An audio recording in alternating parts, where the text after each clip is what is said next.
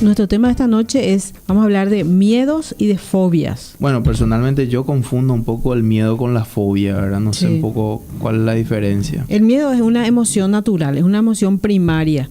Uh-huh. Es una emoción que forma parte del ser humano, así como de los animales. Uh-huh. Y que es la emoción que nos indica cuando hay un peligro real. Eso es como una luz en el tablero. Exactamente. En una mente que está sana, es necesario que haya miedo cuando hay un peligro. Uh-huh. Sí, es como el dolor. Sí. El dolor avisa cuando algo no está funcionando bien en el cuerpo. El miedo también. Uh-huh. Avisa cuando hay un peligro que puede dañar al cuerpo, a la mente o a la integridad de la persona. Sí. Y la fobia ya es un miedo irracional. Un miedo ya que supera la realidad. Por ejemplo, una fobia puede tener a un insecto, fobia a la cucaracha. Con la cucaracha todo bien hasta que vuela. En el momento que vuela todos tenemos fobia a la cucaracha. Parece que desde que vuela tengo todo. Hasta el más valiente huye cuando una cucaracha empieza a volar, ¿verdad? Desafía las leyes de la gravedad, pues, sí. Se va al mazo todo. Entonces vamos esta noche a estar hablando de todo lo que es el miedo, vamos a decir, normal, uh-huh, y el miedo que se convierte en un problema para la persona. Uh-huh. Porque me imagino que hay maneras de prevenir también la fobia en este caso, que es lo irracional y lo patológico. Sí, hay maneras de prevenir. Cuando tenemos un miedo que puede convertirse en fobia, tenemos que hacer algo, y eso vamos a ver esta noche qué hacer. El miedo es una emoción normal en el ser humano, y no solamente normal, es una emoción que deriva del instinto de supervivencia. Uh-huh. El instinto de supervivencia es el instinto que nos cuida, el que nos avisa cuando hay algún peligro, pues, ya sea por medio del dolor físico. Por ejemplo, estás tocando algo caliente, uh-huh, sin darte cuenta comenzaste a tocar la plancha caliente, uh-huh, instintivamente retiramos la mano. Sí. El dolor nos avisa de que hay un daño o posible daño y retiramos en automático. Ni siquiera tenemos tiempo de pensar, no procesamos la información a nivel consciente. Sí. Entonces, ahí está actuando el instinto de supervivencia para cuidar la integridad física de la persona. Así es. El miedo tiene también la misma función en el ser humano. El miedo nos avisa de que hay un peligro. Por ejemplo, cuando vamos a cruzar la calle, la avenida Mariscal López, tenemos que tener un poco de miedito para cruzar. Si no, vamos a lanzarnos delante de los autos. Claro. O si andamos en bicicleta por la avenida Mariscal López, hora pico, por ejemplo, sin luz, significa que algo no funciona bien en nuestro instinto de supervivencia, ¿verdad? Sí. Entonces, hay entonces un nivel de miedo que es sano, que es normal, que es positivo, es necesario para que la persona pueda vivir. Lo contrario, cuando la persona no siente ningún miedo, entonces es una persona muy arrojada. El arrojo sería lo contrario, ¿verdad? Sería como una especie de valentía extrema que ya pasa... Una valentía irracional. Exactamente, que ya pasa los límites de la racionalidad. ¿Ya? Que pone en peligro la vida de la persona y de otras personas también. Sí. Inclusive algunos psicólogos lo catalogan como intento suicida. Por ejemplo, en el caso de los deportes extremos. Sí. Las personas que se lanzan sin paracaídas y en el último instante abren el paracaídas, por ejemplo, que poniendo en riesgo su vida, se le llama a eso intento suicida. O sea, en ese sentido, por ejemplo, la ausencia de miedo que le pone en riesgo a la persona. Hace poco falleció uno de esos deportistas extremos que estuvo haciendo no sé qué cosa, malabares en el cañón, el Gran Cañón o algo por el estilo, ¿verdad? Y murió ahí haciendo el show, ¿verdad? Sí. Bueno, ese es un miedo que nos ayuda a sobrevivir. Uh-huh. Y cuando una situación no es peligrosa realmente y el miedo es ya irracional, comienza a convertirse en un problema. Sí. En ese caso puede llegar a convertirse en una fobia, que es ya realmente un trastorno de ansiedad. Una fobia puede surgir a partir de una circunstancia traumática que se vivió. De algo es aprendido, la fobia es aprendido. Por ejemplo, antes de entrar a hablar del tema de la fobia, interesante la fisiología del miedo en el ser humano, cómo funciona el miedo en la mente, el cerebro y la mente humana. A diferencia de los animales, los seres humanos cuando sufren un daño, si la persona sufre un daño en el área cerebral llamado cerebro reptiliano o amígdala, que no es la amígdala que está en la garganta, claro, sino que es una parte del cerebro que se encuentra en la base del cráneo que maneja las emociones. Si una persona sufre daño en esa área, sigue igual teniendo miedo. Pero si lo mismo sucede a un animal, el animal deja de tener miedo. Por ejemplo, si se le estirpa la amígdala a un animal, sencillamente no vuelve a sentir miedo. Pero el ser humano sí puede seguir teniendo miedo. La única diferencia es que se vuelve un carácter más apacible, más tranquilo. Pero miedo sí sigue sintiendo. ¿Por qué? Porque en el ser humano el miedo no solamente pasa por lo fisiológico, no solamente pasa por lo neurológico, también es un proceso de pensamiento. Difícil. Se sopesan las experiencias. Se sopesan las experiencias, entonces ahí es cuando se puede convertir en un problema, fobia, porque está el pensamiento de una vez una araña me picó, la cucaracha voló hacia mi cara, lo que sea, ¿verdad? Y eso se convierte ya en una idea. Que la simple idea de esa situación, de la posibilidad de esa situación, comienza a provocar síntomas físicos. Sí. Entonces nos diferenciamos de los animales en ese sentido, ¿verdad? Que el miedo en el ser humano no es solamente instintivo, es un proceso intelectual también. Podemos tener miedo pensando, claro, y no con el miedo real. Independientemente a si tengamos amígdala o no. Sí. Y hay que recalcar que cuando decimos amígdala, no es la amígdala que está en la garganta. Sí, porque si tenés demasiado miedo, tenés que comer mucho helado nomás. Sí, exactamente. Y el miedo produce cambios fisiológicos muy rápidos en el ser humano.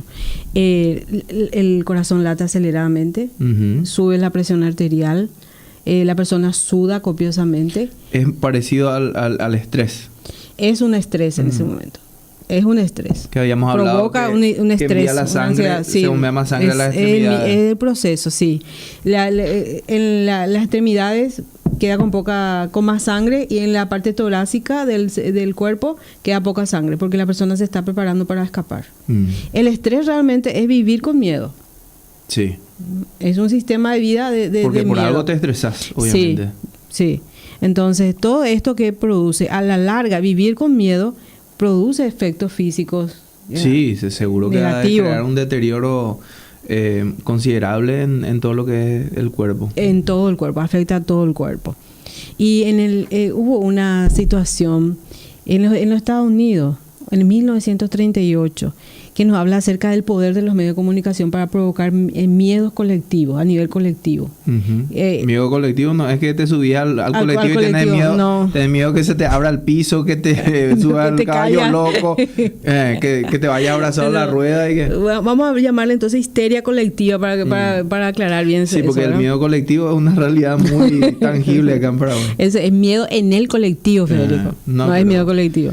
Sí, pero un artículo no es la diferencia. Orson Welles, 1938, hizo lo siguiente.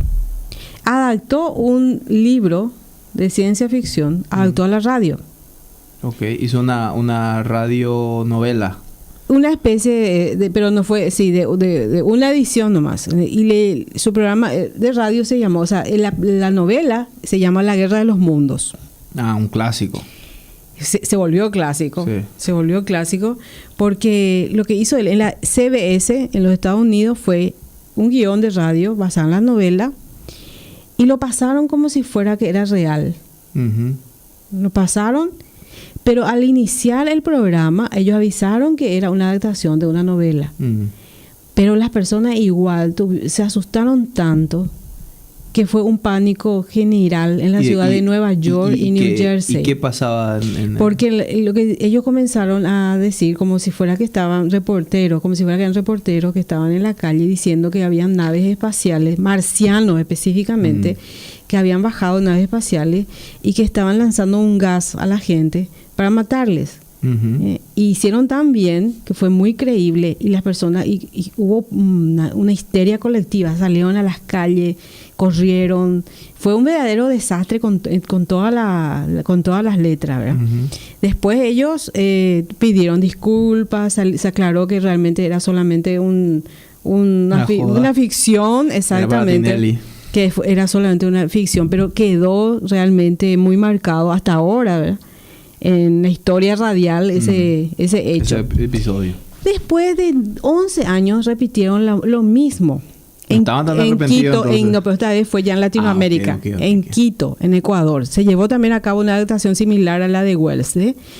Hicieron lo mismo, En el caso de Estados Unidos fue 45 minutos en la radio. Este fue solamente 20 minutos. Al terminar los 20 minutos, en donde hicieron exactamente lo mismo. ¿En qué año fue esto? 1949. Ah, ok.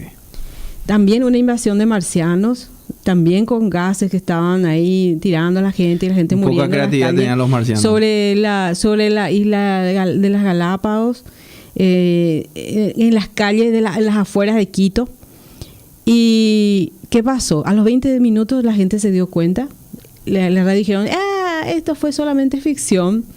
Y tanto se enojaron la gente que llegaron hasta la emisora de radio y quemaron la emisora. Estaban frustrados porque no había marcianos. Pero no solamente eso, incendiaron el edificio de la radio y murieron 5 personas. Uf, eso sí que está denso. Tanto así que la radio cerró por 2 años. Y ellos no tuvieron en cuenta justamente todo lo que puede significar el efecto de muchas personas con un temor. Claro, ya el efecto, el fenómeno, el comportamiento de Túrbalo de por sí ya es algo bien jodido. Sí, encima agregarle la fobia o el miedo que te saca, te vuelve... Claro, ¿verdad? Y fue algo terrible. Entonces, no es algo de despreciar eso, es lo que puede provocar el temor así colectivo en las personas, ¿verdad? Entonces, el miedo puede ser un sentimiento colectivo o puede ser un sentimiento individual. Puede variar también con las épocas y los contextos históricos. ¿Cómo sería ahora, eso? Por ejemplo, ahora hay mucha influencia del cine con respecto al tema de invasión zombie. ¿Cómo se llama ese programa? Walking Dead. The Walking Dead. Bueno, en realidad, si vamos a empezar a nombrar todos los derivados de la cultura zombie... Yo pienso que si se hiciera algo así ahora sería terrible, porque las personas están alertas con respecto al tema. El tema está de moda. Sí, ¿verdad? sí. Cosa que no fue lo mismo para 1949, donde estaba de moda todo el tema de ovnis. Claro, sí, ahora entiendo el contexto. Muy interesante con relación al tema del miedo.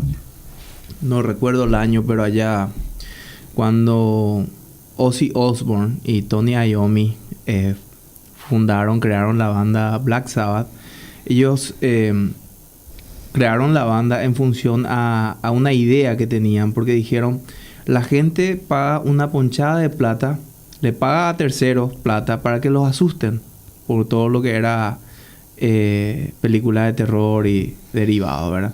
Entonces él dijo, porque en aquella época estábamos hablando de que la música era todo acerca, si no me equivoco, de los 60, por ahí, ¿verdad? Los que entienden más de esa vertiente me van a saber asesorar y corregir si me equivoco.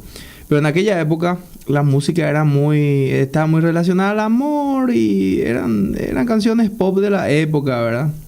No eran de emociones fuertes las letras de esa canción, de esa época, ¿verdad? De la canción de esa época.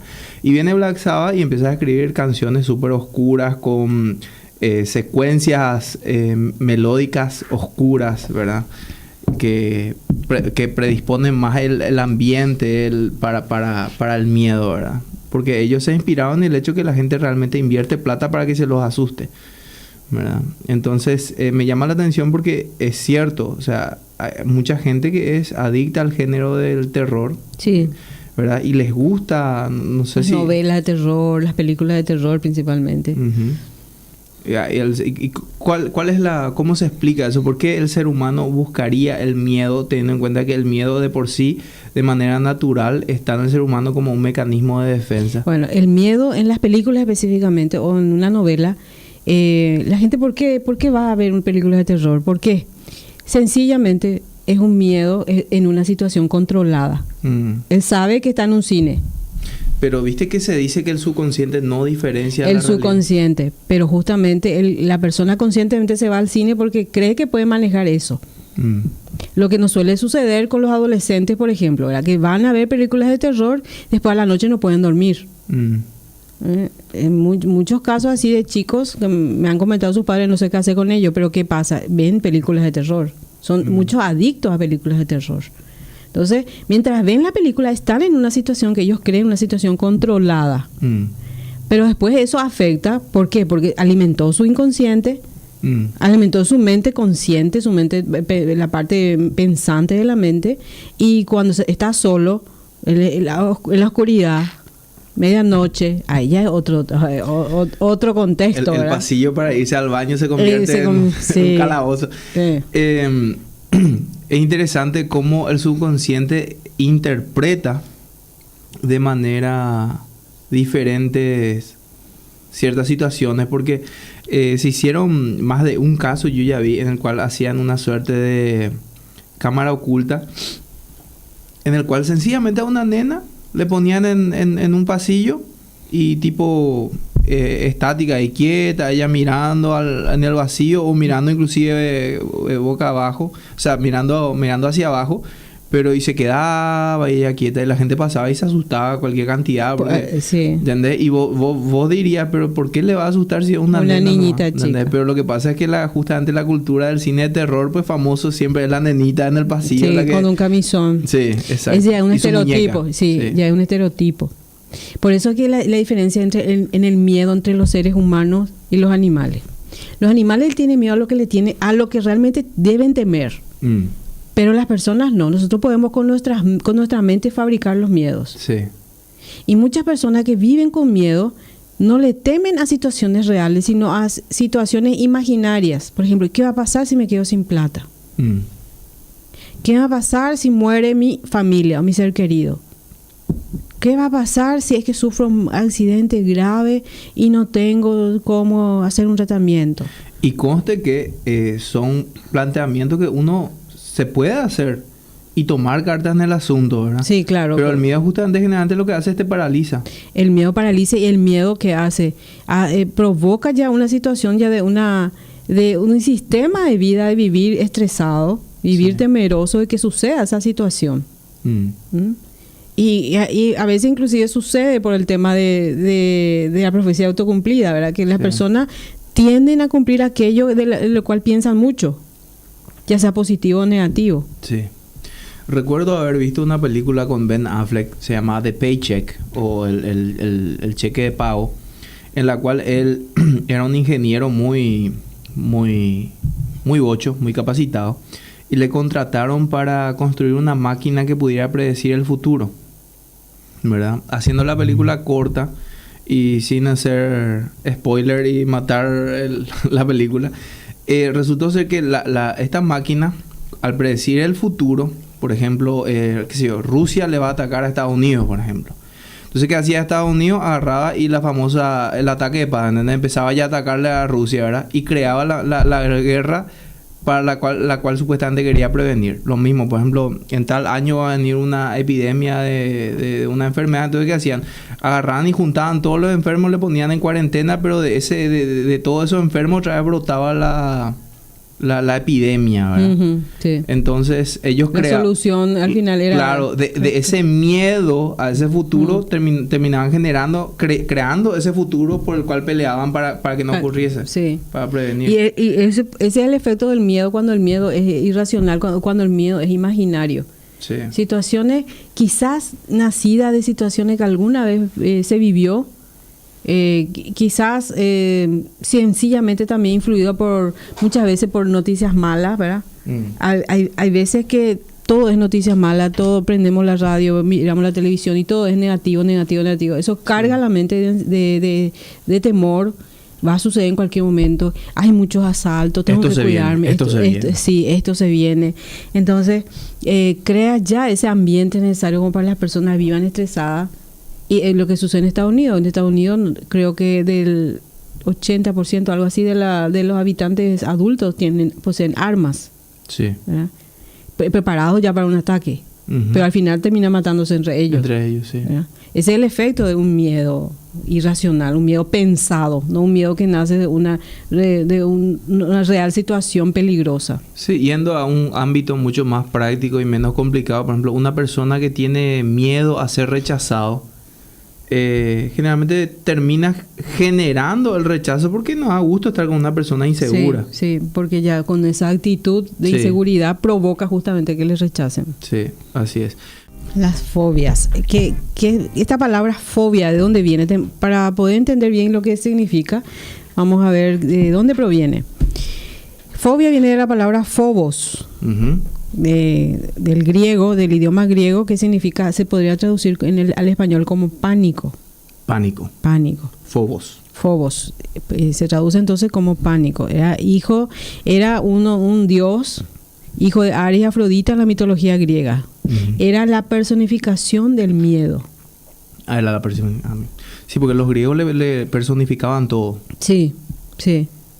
Entonces, la fobia ya es un trastorno catalogado dentro de los trastornos de ansiedad. En donde el miedo se vuelve tan intenso y desproporcionado, considerando el objeto o la situación concreta que lo provocó, de tal manera que le invalida a la persona cuando se encuentra en esa situación. Le neutraliza. Le neutraliza. Entonces no es sencillamente un miedo cualquiera. Hay una diferencia grande. Ya se instaló en la mente, y el proceso es un proceso biológico, neurológico y al mismo tiempo también cognitivo. Me imagino, por ejemplo, alguien que le tiene fobia al fuego, por ejemplo, no me imagino cocinando un huevo frito, por ejemplo. No, en absoluto. En su mente se va a incendiar toda la casa. Sí, le provoca inclusive ataques de pánico. ¿Verdad? Ahora, ¿cómo se produce? ¿Cómo nace una fobia? Nace con una experiencia negativa. Esa experiencia, hay personas que de adultos temen, por ejemplo, a los insectos y no recuerdan cómo nació ese temor, ¿verdad? Pero si se podría rastrear en algún momento de su infancia, puede ser que se haya asustado por una araña, por una serpiente, inclusive puede ser que no haya estado ahí el animal. Pero creyó que estaba. O también, como muchas veces, lastimosamente, es típico también de nuestra gente, el hacerle tener miedo a las criaturas. Sí. Cuidado el perro, ya que el perro. O el señor de la bolsa. O lo que sea, sí. De tratar de muchas veces el miedo es utilizado como una manipulación, sí, para controlar la conducta de los chiquitos. Yo recuerdo que nos hacían tener miedo al montón de cosas para dormir la siesta. Nos hacían tener miedo al señor de la bolsa, al Yacir Yateré. Había toda una lista así de personajes míticos, ¿verdad? De los cuales nosotros le teníamos miedo y nos dormíamos forzados, ¿verdad? Claro. Y entonces, ¿qué pasa? Para una criatura eso es real. El adulto nomás sabe que no está ahí el señor de la bolsa. Pero para el niño, si un adulto le está diciendo que va a venir el señor, para él es real. Claro, porque el adulto es como que la autoridad máxima y también es en quienes depositan su confianza. O sea, un adulto no te va a mentir. Claro. Y el tema de temor, por ejemplo, a los insectos, a animales, es un miedo aprendido. Alguna vez tuvo alguna mala experiencia, y muchas veces también, especialmente eso se da más entre los niños, varones, hacen bromas pesadas. En una mochila le cargan, por ejemplo, un sapo. ¿Por qué te reí, Federico? ¿No hiciste eso que alguna vez? No, jamás. Con sapos no. El pobre abre la mochila y salta el sapo, ¿verdad? Como para crear una fobia, ¿verdad? Culebra es mejor. Culebra, sapo, rana, ¿verdad? Cualquier animal y no va a causar ningún daño, pero el susto. Claro, de por sí ya. Sí. Bueno, el sapo te puede orinar. No, es tanto el susto, no. Entonces, hay una causa, una experiencia negativa. Sí. Puede ser que esa experiencia no haya sido real, el animal no haya estado ahí, pero hasta en imágenes puede ser que haya visto y se haya asustado. Se le relacionó con el peligro. Inclusive hubo un estudio muy controvertido, bueno, pues fue a inicio de la psicología, ya en los años 1900 y algo, en donde el investigador le puso a un niño, a un bebé, y él quería saber si el miedo era aprendido o no. Entonces al bebé le puso jugando en un lugar famoso, el niñito, nunca se supo qué se hizo de él, ¿verdad? Porque le crearon realmente una fobia así gratis por ser parte de una investigación. Está contando todo el final ya. Una por parte. A este niñito que gateaba, todavía él no caminaba, gateaba, le ponían a jugar con una ratita blanca, la ratita que es chulina, no la rata gris, ¿verdad? Esa. Claro. ¿Cómo se llama esa ratita blanca que hasta pagamos para tener en nuestra casa? Compramos el hámster. No sé, pero un hámster, pero es un hámster, yo le digo ratita, ¿verdad? Bueno. Sí, porque dije, wow, me acaban de revelar algo que no sabía. El hámster es una rata. Bueno, jugando ahí. A muchos amigos le da así hámster ahora, entonces. Bueno, no van a ser tan amigos si es que le va a decir eso, ¿verdad? Créeme que son. Ellos pusieron a jugar a este niñito con la ratita blanca y le provocaron un golpe fuerte, un ruido muy fuerte a sus espaldas. ¿A la espalda de? El del niñito, mientras jugaba. Ok. Un día, ruido fuerte. Se asustó. Al otro día, la misma escena. Le ponen en el mismo lugar, jugando con la ratita, la misma ratita, y de vuelta un ruido fuerte a sus espaldas. Después de unos días, el niño apenas veía a la ratita blanca y empezaba a llorar. Se relacionaba con el ruido. Relacionaba con ya el susto, con el temor que le provocaba el ruido, el sonido fuerte a sus espaldas, ¿verdad? Entonces, llegó un momento en el que este niño ya no podía ver nada blanco y peludo. A la pucha. Un peluche blanco, solamente a la vista del peluche blanco, él ya comenzaba a llorar. Inclusive alguien se vistió de Papá Noel, ¿verdad? Y al ver la barba blanca nomás, él ya se puso a llorar. ¿Qué año fue estos estudios? El comienzo de 1900, los inicios de la psicología. Ahora ya no se va a permitir ese tipo de investigaciones, ¿verdad? Nunca se supo qué pasó de este niñito, ¿verdad? Lo único que sabemos es que se llamaba Albert, ¿verdad? Aprendió un miedo. Literalmente. Sí, aprendió. Entonces, el miedo puede ser aprendido, no precisamente porque haya un peligro real, sino porque se le relaciona con algo negativo que haya sucedido en ese momento. Entonces, las fobias también nacen a partir de nuestras experiencias pasadas. Pero también hay un factor biológico. Las personas que tienden más a la ansiedad, personas que son más preocuponas naturalmente, también están más propensas a sufrir una fobia si tienen una experiencia negativa de terror, de temor. O sea que es una cuestión también que puede venir por el lado genético. Sí, siempre hay una vulnerabilidad biológica, bioneurológica, para que pueda manifestarse un trastorno. Porque hay personas que sufren de situaciones muy negativas y nunca desarrollan una fobia. Es que cada ser humano es diferente. Cada persona maneja el estrés, el temor, la ansiedad en forma diferente. Por eso es que no podemos medirle a las personas con nuestra medida. Y también a los padres no pueden medirle a todos sus hijos con la misma medida. ¿Cómo vos nomás sos así y tu hermano no es así, por ejemplo? Sí, es que somos tan diferentes. Somos porque únicos. Hay personas que viven en compañía mutua un mismo evento y reaccionan de manera totalmente diferente. Sí.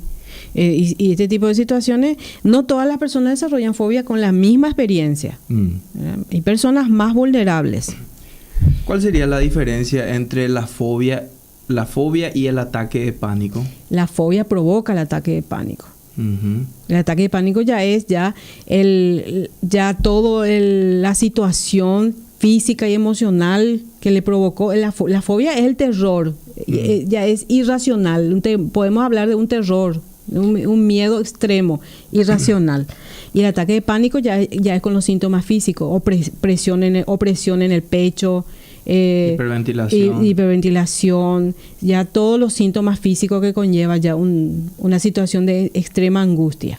Cuando una situación es muy estresante te puede causar entonces... Claro, cuando la persona tiene un temor extremo hacia algo, puede ser una situación social, que yo pienso que a mi parecer es una de las peores fobias, es la fobia social, el temor a no ser suficiente para la sociedad.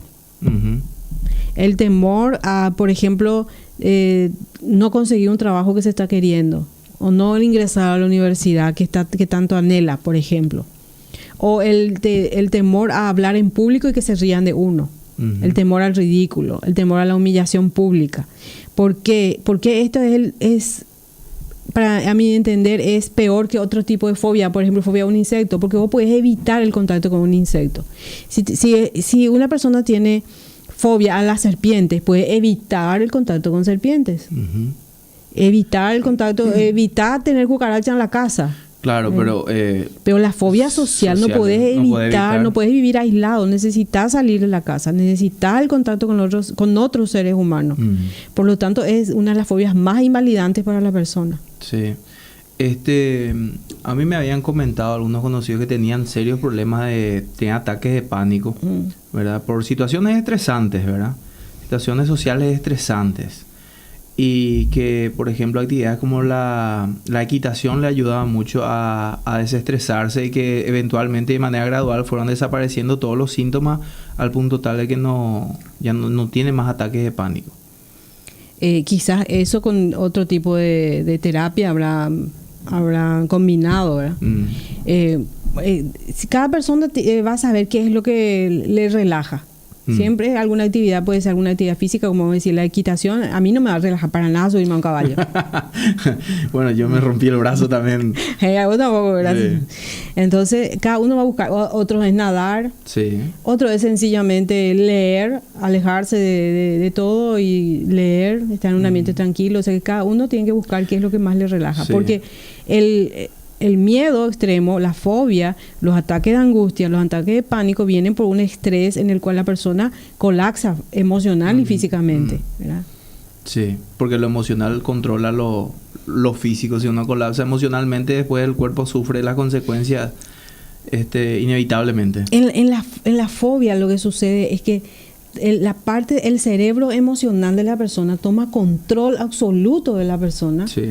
Y la persona ya no piensa, ya no procesa racionalmente la información.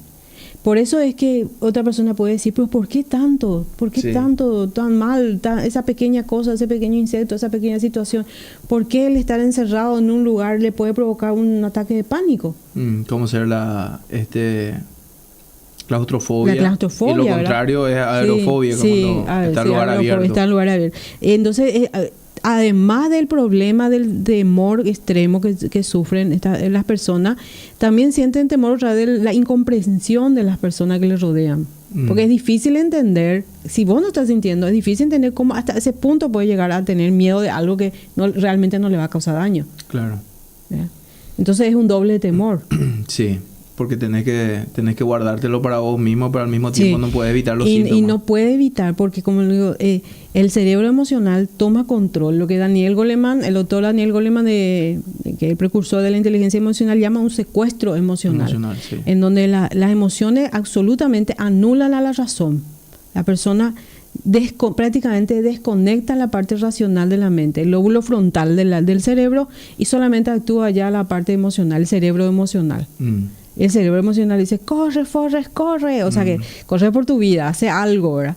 Ya no actúa en forma lógica. Un lembuno más lo que se cruzó por tu camino. Sí. Y hay maneras de poder, por ejemplo, revertir una fobia. Primero, si uno sufre una situación traumática de gran temor, por ejemplo, o de una angustia, de un gran susto, vamos a decir, si uno sufre. Tuviste un accidente y no querés más manejar, por ejemplo. Tuviste un accidente y no puedes más manejar, no puedes más salir al tránsito, ese tipo de situaciones, te caíste del caballo, cualquier susto que uno se llevó.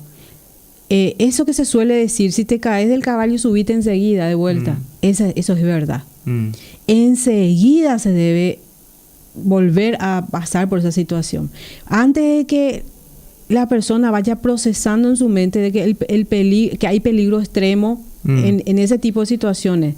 Antes de que se grabe eso en la mente, la persona tiene que volver a pasar Tiene que enfrentar, volver a acercarse a ese animal. Por ejemplo, si fue mordido por un perro, volver a acercarse a ese animal lo más pronto que pueda. No a ese animal que le mordió. No, precisamente.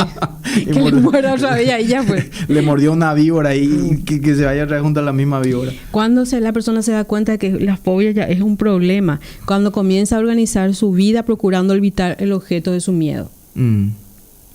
Cuando comienza a planificar su vida. Sí, claro, para tratando de evitar esa situación, estamos frente a una fobia. Entonces ya no es un miedo simple. Entonces, quienes padecen de fobia tienen una necesidad irresistible de abstenerse de todo aquello que puede desencadenar la ansiedad, la situación. ¿Sí? Sí. No sé, como dijimos, hay veces en los cuales uno puede evitar el objeto del miedo, pero hay otras veces, como en el caso de problemas sociales, imposible. Ahí eso sí realmente es muy invalidante para la persona. Habíamos dicho que cuando uno tiene una experiencia negativa, para que esto no se convierta en fobia, dentro de de lo que sea posible, uno debería volver a pasar por una situación parecida. Por ejemplo, si tuvo un accidente en auto, volver a subirse lo más pronto posible en un auto. Claro, tratar de controlar estar en un escenario exponerse, debe exponerse de manera controlada, ¿verdad? Si fue mordido por un perro, acercarse a un perro, por supuesto manso, no el mismo perro que le mordió, como dijiste, Federico, y tratar de tocarle al perro, de acercarse. O sea, eso forma parte justamente del estilo de terapia que más funciona para poder sanar una fobia. Sí. Porque cuando estamos hablando de fobia, las personas necesitan ayuda, necesitan hacer terapia. ¿Ya? Y la terapia puede ser, dependiendo del nivel de gravedad de la fobia y dependiendo del tipo de fobia, porque si es una fobia social va a estar más expuesto a aquello que le provoca el miedo, que si es una fobia a animales, que se puede evitar. Sí. ¿Ya? Entonces, dependiendo de eso, específicamente en el caso de fobia social, lo ideal sería que también en las primeras etapas de tratamiento psicológico tome algún medicamento tranquilizante, por supuesto recetado por un médico. Claro, algo que sea acorde a la necesidad. Sí, pero con mucho cuidado de no quedar eso como una costumbre. Sí. Solamente la primera etapa de tratamiento, a medida que va venciendo la fobia, se va dejando el medicamento. Uh-huh. Paulatinamente se va dejando. Entonces el profesional psicólogo tiene que trabajar juntamente con el médico, el paciente. Uh-huh. ¿Qué tipo de terapias? La terapia que más funciona para sanar fobia es la terapia cognitivo-conductual, que trabaja con la mente y la conducta, con las ideas que están en la mente y la conducta. Uh-huh. Y una manera es ir exponiéndole poco a poco al objeto de su temor bajo situaciones controladas, de tal manera que llega el punto en el cual la persona ya pierde absolutamente el temor. Vuelve otra vez al cuadro racional. Sí, y dependiendo de la gravedad, si es una persona que pasó ya mucho tiempo, muchos años sin seguir tratamiento, a lo mejor va a ser un poco más largo el tratamiento. Está más arraigada la fobia. Más arraigado, entonces quizás dure meses. Meses, y en meses ya está bien. Si es de hace poco tiempo, como una especie de estrés postraumático reciente, entonces inclusive en semanas la persona ya está bien con este tipo de terapia. Uh-huh. Hay otros tipos de terapia también utilizadas, pero que llevan más tiempo, ¿verdad? Inclusive la psicoanalítica, que yo absolutamente no recomiendo para casos de fobia, o la terapia cognitivo. Tampoco, porque va trabajando solamente con las ideas de la persona. No, y eso va a llevar, sí, no con la conducta. Sin embargo, con la conducta, cuando se trabaja, se le va exponiendo ya la conducta que teme en situaciones absolutamente controladas, sistemáticamente, sin forzarle a la persona, de tal manera que la persona un día dice, mira, poche, estoy bien, no le temo más a esa situación. Y tampoco que no se deje pasar, que esto no se termina solo, el tiempo nos sana. Necesita ayuda. Sí. Debe buscar ayuda a las personas que están con este problema, especialmente cuando se trata de fobias sociales, que afectan todo, afectan cada área de su vida, ¿verdad? El trabajo, estudio, salir a la calle, diversión, todo. La persona no puede vivir aislada, no puede vivir encerrada, debe salir afuera. El dolor nos avisa de que hay un daño o posible daño y retiramos en automático. Ni siquiera tenemos tiempo de pensar, no procesamos la información a nivel consciente. Sí. Entonces, ahí está actuando el instinto de supervivencia para cuidar la integridad física de la persona. Así es. El miedo tiene también la misma función en el ser humano. El miedo nos avisa de que hay un peligro. Por ejemplo, cuando vamos a cruzar la calle, la avenida Mariscal López, tenemos que tener un poco de miedito para cruzar. Si no, vamos a lanzarnos delante de los autos. Claro. O si andamos en bicicleta por la avenida Mariscal López, hora pico, por ejemplo, significa que sin luz, significa que algo no funciona bien en nuestro instinto de supervivencia, ¿verdad? Sí. Entonces, hay entonces un nivel de miedo que es sano, que es normal, que es positivo, es necesario para que la persona pueda vivir. Lo contrario, cuando la persona no siente ningún miedo, entonces es una persona muy arrojada. El arrojo sería lo contrario, ¿verdad? Sería porque vuela todo, tenemos fobia a la cucaracha. Parece que desde que vuela tengo todo. Hasta el más valiente huye cuando una cucaracha empieza a volar, ¿verdad? Desafía las leyes de la gravedad, pues, se va al mazo todo. Entonces vamos esta noche a estar hablando de todo lo que es el miedo vamos a decir, normal, Ujú. y el miedo que se convierte en un problema para la persona. Ujú. Porque me imagino que hay maneras de prevenir también la fobia en este caso, que es lo irracional y Sí, lo patológico. sí, hay maneras de prevenir. Cuando tenemos un miedo que puede convertirse en fobia, tenemos que hacer algo, y eso vamos a ver esta noche, qué hacer. El miedo es una emoción normal en el ser humano, y no solamente normal, es una emoción que deriva del instinto de supervivencia. Ujú. El instinto de supervivencia es el instinto que nos cuida, el que nos avisa cuando hay algún peligro, pues, ya sea por medio del dolor físico. Por ejemplo, estás tocando algo caliente, Ujú. sin darte cuenta comenzaste a tocar la plancha caliente, Ujú. instintivamente retiramos la mano. Sí. Nuestro tema de esta noche vamos a hablar de miedos y de fobias. Bueno, personalmente yo confundo un poco el miedo con la fobia, ¿verdad? No sé Sí. un poco cuál es la diferencia. El miedo es una emoción natural, es una emoción primaria. Ujú. Es una emoción que forma parte del ser humano, así como de los animales, Ujú. y que es la emoción que nos indica cuando hay un peligro real. Eso Es como una luz en el tablero. Exactamente. En una mente que está sana, es necesario que haya miedo cuando hay un peligro. Ujú. Sí, es como el dolor. Sí. ¿Eh? El dolor avisa cuando algo no está funcionando bien en el cuerpo. El miedo también. Ujú. Avisa cuando hay un peligro que puede dañar al cuerpo, a la mente o a la integridad de la persona. Sí. Y la fobia ya es un miedo irracional. Un miedo ya que supera la realidad. Por ejemplo, una fobia puede tener a un insecto, fobia a la cucaracha. Con la cucaracha todo bien hasta que vuela. Un momento. Y el miedo es ya irracional, comienza a convertirse en un problema. Sí. ¿Ya? En ese caso puede llegar a convertirse en una fobia, que es ya realmente un trastorno de ansiedad. Una fobia puede surgir a partir de una circunstancia traumática que se vivió. De algo es aprendido, la fobia es aprendido. Por ejemplo, antes de entrar a hablar del tema de la fobia, interesante la fisiología del miedo en el ser humano, cómo funciona el miedo en la mente, el cerebro y la mente humana. A diferencia de los animales, los seres humanos cuando sufren un daño, si la persona sufre un daño en el área cerebral, llamado cerebro reptiliano o amígdala, que no es la amígdala que está en la garganta, claro, sino que es una parte del cerebro que se encuentra en la base del cráneo, que maneja las emociones. Si el ser humano, si una persona suma una especie de valentía extrema que ya pasa... Una valentía irracional. Exactamente, que ya pasa los límites de la racionalidad. Ya, que pone en peligro la vida de la persona y de otras personas también. Sí. Inclusive algunos psicólogos lo catalogan como intento suicida. Por ejemplo, en el caso de los deportes extremos. Sí. Las personas que se lanzan sin paracaídas y en el último instante abren el paracaídas, por ejemplo, que poniendo en riesgo su vida. Se le llama a eso intento suicida. O sea, en ese sentido, por ejemplo, la ausencia de miedo que le pone en riesgo a la persona.